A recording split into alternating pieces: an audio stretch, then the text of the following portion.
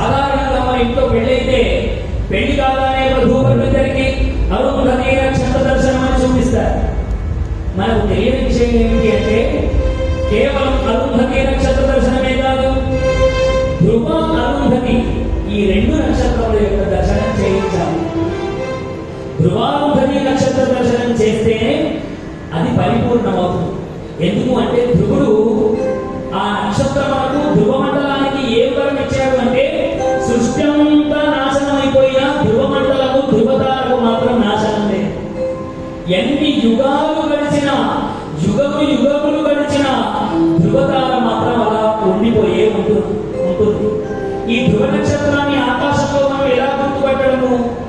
ఏ నక్షత్రం అయితే అత్యంత ప్రకాశవంతముగా వెలుగుతూ ఉంటుందో, ఏ నక్షత్రం అయితే బాగా బ్రైట్ గా వెలుగుతుందో అదే ధ్రువ నక్షత్రంగా మనం భావించాలి.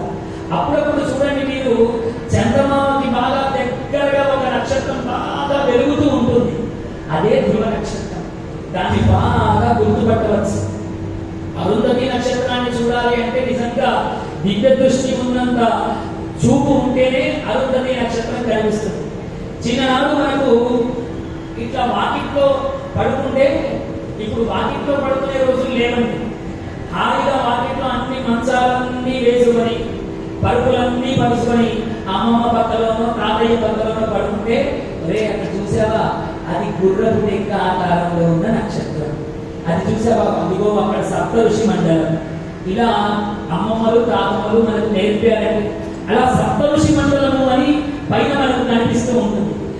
4 నక్షత్రాలు ఇట్లా ఒక చతురస్ర మాదిరిగా ఉండి 3 తోక మాదిరిగా ఉంటాయి. 4 + 3 7 నక్షత్రాలు, దాన్నే సప్త ఋషి మండలము అంటారు. ఈ సప్త ఋషి మండలంలో కింద తోక మాదిరిగా ఉన్నటువంటి మధ్యలో ఉన్న 3 నక్షత్రాల్లో మధ్యలో ఉన్న దాన్ని వశిష్ఠుడు అంటారు. వశిష్ఠ మహర్షి, వశిష్ఠుడి యొక్క అర్థానికి అరుంధతి దేవి. మరి ఈ అరుంధతికి ఎందుకంత భాగ్యం కలిగింది అంటే సప్త ఋషి మండలంలో కూడా భర్తను విడిచిపెట్టి లేదు ఆ తల్లి. సప్త ఋషి మండలంలో విడిచిపెట్టి లేదు అంటే మరి మిగిలిన 6 వాళ్ళ భార్యలు లేరా అంటే లేదు. అది శాపవశం చేత వాళ్ళందరూ వాళ్ళ భర్తల్ని విడిచిపెట్టి వేరుగా వెళ్ళిపోయారు. ఈ 6లో ఈ ఒక్కడికి ఎందుకు ఆ స్థానం లభించింది అంటే శివపురాణంలో అద్భుతంగా చెప్పబడింది. దానికి ఎప్పుడైతే శివుడికి పార్వతీదేవికి శత్రుఘ్నుడు అంటే సుబ్రహ్మణ్య స్వామి పుడతాడో, సుబ్రహ్మణ్య స్వామి జననం కూడా చాలా విచిత్రంగా ఉంటున్నది. అదంతా చెప్తే ఇప్పుడు అది పెద్ద శివపురాణం. మనం అంత లోతుకు వెళ్ళకపోయినా చిన్న బాలుడిగా ఆ నదీ తీరంలో ఏడుస్తూ ఉంటే ఈ 6 ఋషుల పత్నులు వాళ్ళు కూడా నదికి స్నానానికి వెళుతున్నారు. వెళుతూ ఉంటే ఈ చిన్న పిల్లవాడు ఎవడో ఏడుస్తున్నాడే అని వాళ్ళందరూ చూశారట. చూడగానే అరుంధతీదేవి గమనించింది, ఉసే మీరు అక్కడికి వెళ్ళి కనుక ఆ పిల్లవానికి పాలిచ్చారా మీ పాతివ్రత్యానికి భంగం కలుగుతుంది సుమా, మీరెన్నటికీ ఆ తప్పు చేయకండి అన్నారు. అయినా వినకుండా వాడు 6 ముఖములతో పుట్టాడు కాబట్టి 6 ముఖములతో పాలు తాగేటట్టుగా ఈ 6 వెళ్ళి పాలిచ్చారు. ఆ కారణము చేత వాళ్ళ పాతివ్రత్యము భంగమై ఆ సప్త ఋషి మండలంలో వాళ్ళకు చోటు లేదు.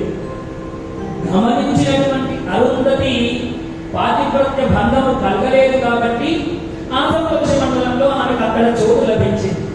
కాబట్టి ఎంత పరీక్షలు వచ్చినా భర్తను విడువకుండా ఉన్నది కాబట్టి ఓ సాధ్వి నీకు కూడా ఇలాంటి పరీక్షలు ఎన్నో వస్తాయి.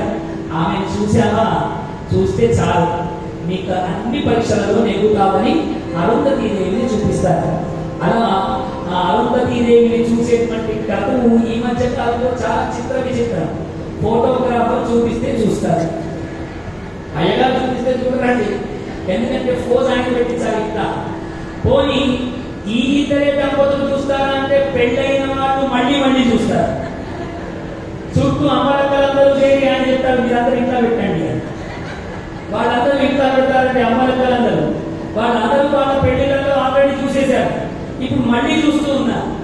ఎవరు చూపిస్తే చూస్తూ ఉన్నారు? అరుంధతిని ఎవరు చూపిస్తే చూడాలి? వాళ్ళ భర్త చూపిస్తే చూడాలి.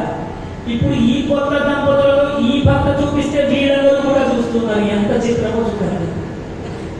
భర్త చూపిస్తే చూడవలసిన నక్షత్రాన్ని పరమపురుషుడు చూపిస్తే చూస్తూ ఉన్నారు. ఇది దోషమే. కాబట్టి ఇలాంటి చిత్ర విచిత్రములన్నీ వేషములన్నీ మనము ఇవన్నీ ఫోటోల కొరకు చేయడం మనకు అవి బాగానే అనిపించినా అది అధర్మం వైపు అడుగులు వేస్తుంది. కాబట్టి ఇవన్నీ చేయకుండా ఉంటేనే పరమ భాగ్యాన్ని మనం పొందగలుగుతాం. మీరు ఒక్కసారి ఆలోచించండి. మీ తాతమ్మ పెళ్లిలో ఎవరైనా అట్లా అమ్మలక్కలందరూ చేరారా? వాళ్ళు అట్లాగా చూశారా? అసలు అనుమతి నక్షత్రాన్ని ఎప్పుడు చూసేవారు?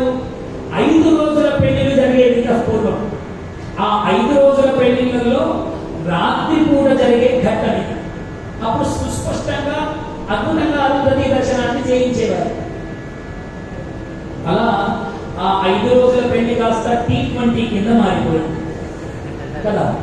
21 మ్యాచ్ ఎట్లాగో పటాపట్ అయిపోతుందో అట్లాగా పెళ్లికప్పుడు కూడా ఒక్కరోజు కాదు ఒక్క పూట ఎంతో అద్భుతంగా పెళ్లి చేయాలని అనుకుంటాడు. స్టేజీ మీదకి రావడం ఆలస్యంగా వస్తారు. రాగానే వాచ్ చూసి మేము చాలా మంది పిలుచుకున్నాం అయ్యగారు షార్ట్ కట్ లో పెళ్లి చేసి.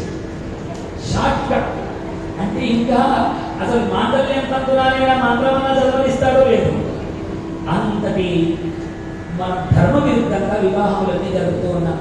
ఈ వివాహం ఎట్లా జరగాలి, ఏ విధంగా మనము ధర్మాన్ని పాటించాలనే దానికి మనం రుక్మిణీ కళ్యాణం కోసం అందరం చెప్పుకుందాం.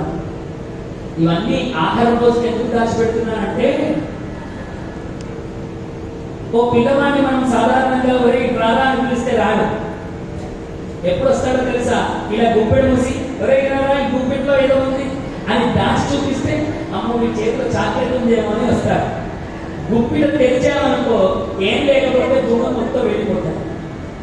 అలా మీ అందరికి డబ్బాలో గమ్మత్తు వేసి నేను దాచిపెట్టుకున్నాను. ఆఖరి రోజు అందరూ వస్తారని.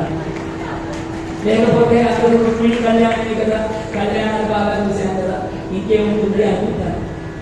కానీ విని ఎరగని విధంగా పరమాత్మ కళ్యాణాన్ని మనం జరుపుకుందాం. అంత అద్భుతమైన శక్తిని పరమాత్మ మన అందరికీ ఇవ్వాలని కోరుకుందాం.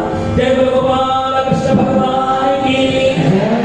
అలా అరుంధతి నక్షత్రాన్ని, ధ్రువ నక్షత్రాన్ని దర్శింపచేయాలి. అలా ధ్రువుడు పరమ పదాన్ని పొందాడయ్యా. ఓ విదురా, ఇదయ్యా నువ్వు కోరినట్టుగా నీకు ధ్రువ చరిత్రను సాకల్యముగా తెలియజేశాను. ఈ ధ్రువ చరిత్రను ఎవరైనా చదివినా వినవారు ధన్యులవుదురు, వారు కీర్తిమంతులవుదురు. పరమ పవిత్రమైన మంగళకరమైన స్వర్గమునకు సోపానమైన ధ్రువ చరిత్ర సకల పాపములను తొలగించేస్తుందట. ఈ చరిత్ర చదివితే భగవంతుని మీద ఎనలేనటువంటి భక్తిభావములు కలుగుతాయట. అవిద్య అజ్ఞానములన్నీ తొలగిపోతాయట. ఈ ధ్రువ చరిత్రమును చూడండి. ఇవాళ ఎంత మంగళకరమైనటువంటి రోజు అంటే జ్యేష్ఠ మాసము, అందున అమావాస్య, అందున శుక్రవారంతో కూడినటువంటి అమావాస్య, జ్యేష్ఠ అమావాస్య. మన నిజామాబాద్, ఆదిలాబాద్ ఈ 2 జిల్లాలలో జరిగేటువంటి సాంప్రదాయాలు దాదాపు ఒకటిగానే ఉంటాయి. జ్యేష్ఠ మహాలక్ష్మి వ్రతములు అని చాలా మంది చేస్తూ ఉంటారు.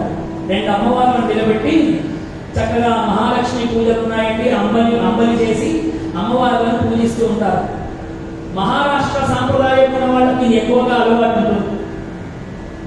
చూడండి, జ్యేష్ఠ మాసంలో అమావాస్య రోజు ఎవరైతే అద్భుతమైనటువంటి ఇలా భాగవత సప్తాహ సందర్భంగా భగవంతుడి లీలలను వింటారో జ్యేష్ఠాదేవి నీడ కూడా పడకుండా ఐశ్వర్యాన్ని పొందుతారట. ఈ మాట ఎందుకు చెప్తున్నాను అంటే, ధ్రువ చరిత్రము ఇవాళ అనుకోకుండా నిజంగా ఏదైనా భగవత్ సంకల్పం ఉంటేనే జరుగుతుందని మనం అనుకుంటే జరగదు.